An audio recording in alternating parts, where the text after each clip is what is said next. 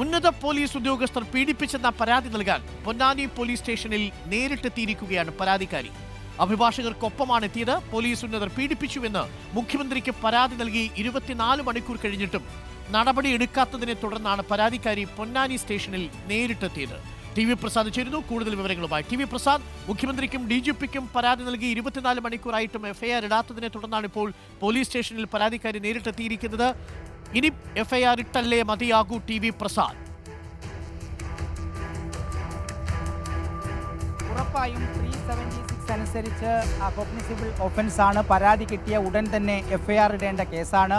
നേരത്തെ തന്നെ 2022 ഈ സംഭവം നടന്നപ്പോൾ തന്നെ യുവതി അന്നത്തെ തിരൂർ DYSP VV ബെന്നിക്ക് പരാതി നൽകിയതുമാണ്. അന്ന് വനിതാ പോലീസ് ഉദ്യോഗസ്ഥരെത്തി മൊഴിയെടുത്തുവെന്നും പറയുന്നു. പക്ഷേ അതിൽ അങ്ങനെ ഒരു FIR രജിസ്റ്റർ ചെയ്തിട്ടില്ല. ഇന്നലെ ഇപ്പോൾ CI വെളിപ്പെടുത്തിയത് അന്ന് CI DYSP ബെന്നി ഇത് സംബന്ധിച്ച് ചോദിച്ചിരുന്നു എന്നുള്ളതാണ്. പക്ഷെ പരാതിക്കാരി ഒരു കാര്യവും അറിഞ്ഞതുമില്ല. പിന്നീടാണ് പരാതിക്കാരി പറയുന്നത് പോലെ SP പീഡിപ്പിച്ചത് എന്നുള്ളതാണ് ഇതിൽ ഏറ്റവും പ്രധാനപ്പെട്ട കാര്യം. അതായത് ഒരു പോലീസ് സ്റ്റേഷനിൽ പരാതി കൊടുക്കാൻ പോയതിൻ്റെ പേരിൽ 3 ഉദ്യോഗസ്ഥരിൽ നിന്ന് ചൂഷണം ഏറ്റുവാങ്ങേണ്ടി വന്ന ഒരു യുവതിയാണിവർ.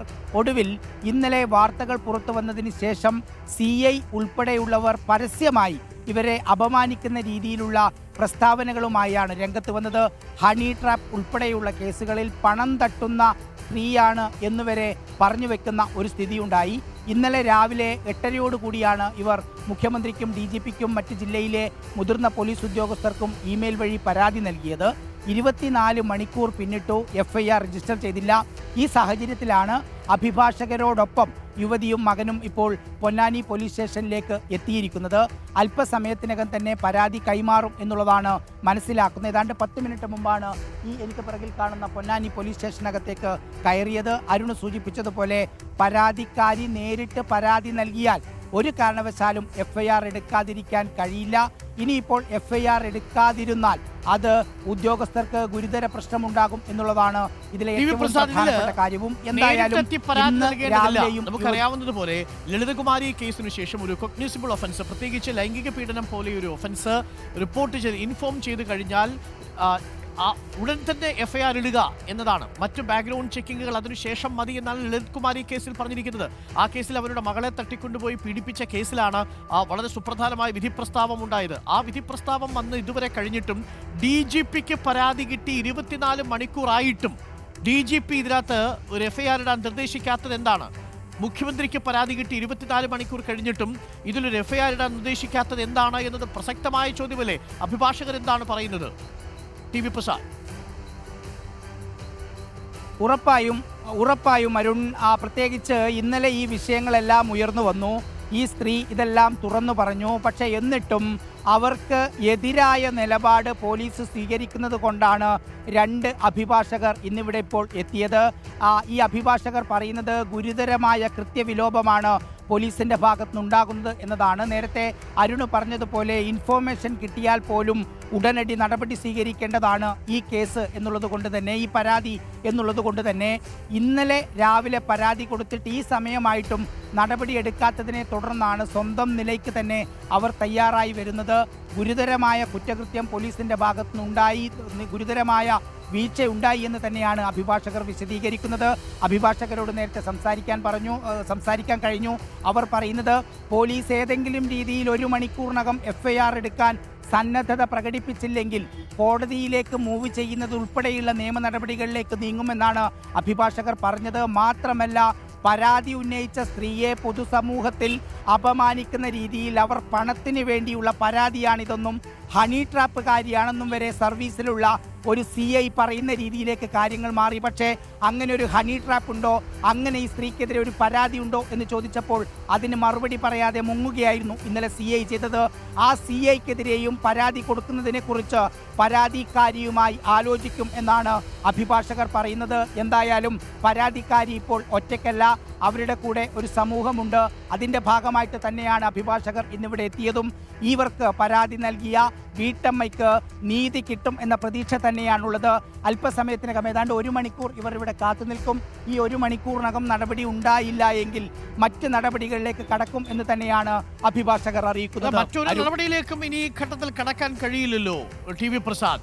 ചട്ടമനുസരിച്ച്, നിയമമനുസരിച്ച്, സുപ്രീം കോടതിയുടെ 2013 സുപ്രസിദ്ധമായ ലളിത് കുമാരി കേസിലെ വിധി അനുസരിച്ച് if the information discloses commission of a cognizable offence, then registration of FIR is mandatory under section 154.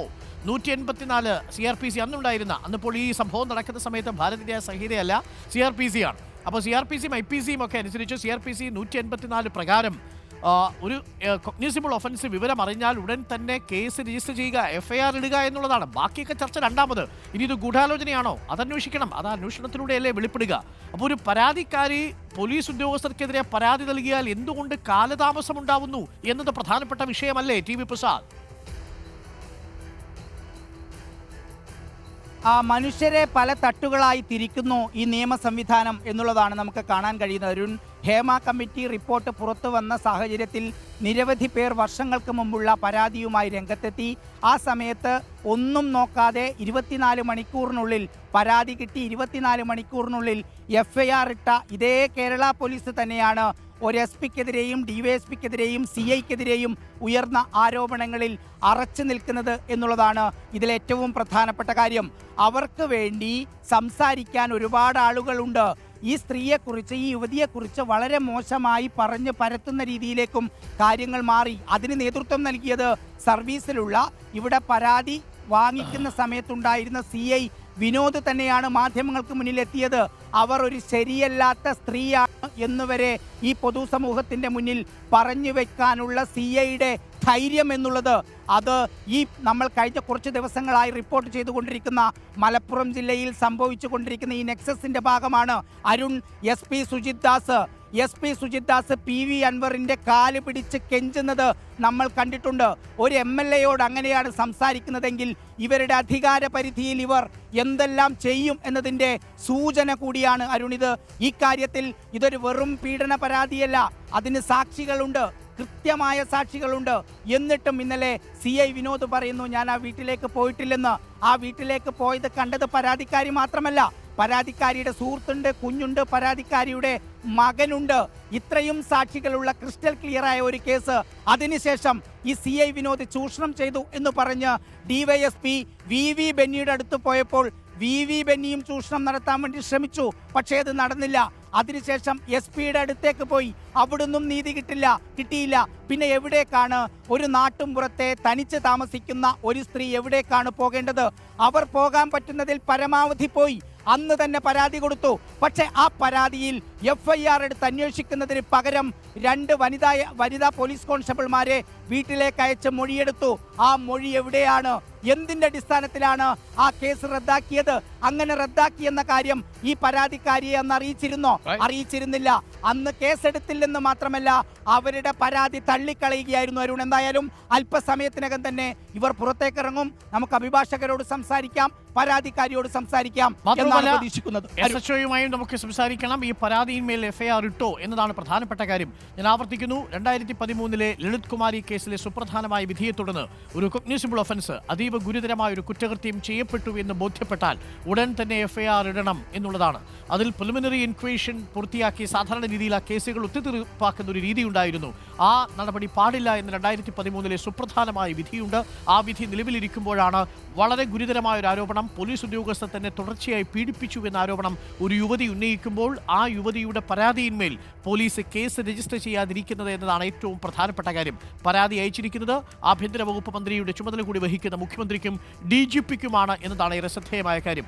Ponnani സ്റ്റേഷനിലേക്കാണ് ഇപ്പോൾ ആ യുവതി നേരിട്ട് അഭിഭാഷകരുമായി പരാതി നൽകാൻ എത്തിയിരിക്കുന്നത്. ഇനി എന്താണ് അവിടെ സംഭവിക്കുക എന്നതാണ് നമ്മൾ കാത്തിരിക്കുന്നത്. FIR ഇട്ട് കേസ് രജിസ്റ്റർ ചെയ്തില്ലെങ്കിൽ ഉദ്യോഗസ്ഥന്മാർക്കെതിരെ നടപടികളിലേക്ക് നീങ്ങാം, കോടതിയിലേക്ക് പോയാൽ കോടതി അതിന് മുന്നിൽ ഒറ്റ ചോദ്യമേ ചോദിക്കൂ, ഇങ്ങനെ ഒരു പരാതി നിങ്ങൾക്കുണ്ടോ? ഉണ്ട്, അത് സെക്ഷൽ ഹരാസ്മെന്റ് പരിധിയിൽ വരുന്ന പരാതിയാണോ എന്ന് കോടതി പരിശോധിക്കും. കോടതി പരിശോധിച്ചാൽ കൃത്യമായും FIR ഇടാൻ ഉത്തരവിടുകയും ചെയ്യും. കോടതിയുടെ ഉത്തരവിന് വേണ്ടി കാത്തിരിക്കേണ്ടതുണ്ടോ ആഭ്യന്തര വകുപ്പ് എന്നുള്ളതാണ് പ്രധാനപ്പെട്ട ചോദ്യം. FIR ഇട്ട് അന്വേഷണം നടത്തി കുറ്റവാളികളാണെങ്കിൽ അവരെ ശിക്ഷിക്കുകയും അവർ നിരപരാധികളാണെങ്കിൽ ഇതൊരു വ്യാജ പരാതിയായി എന്തുകൊണ്ട് ഈ യുവതി ഉന്നയിച്ചു, അതിൻ്റെ പേരിൽ ആ യുവതിയെ നടപടിക്ക് വിധേയമാക്കുകയും ചെയ്യണം.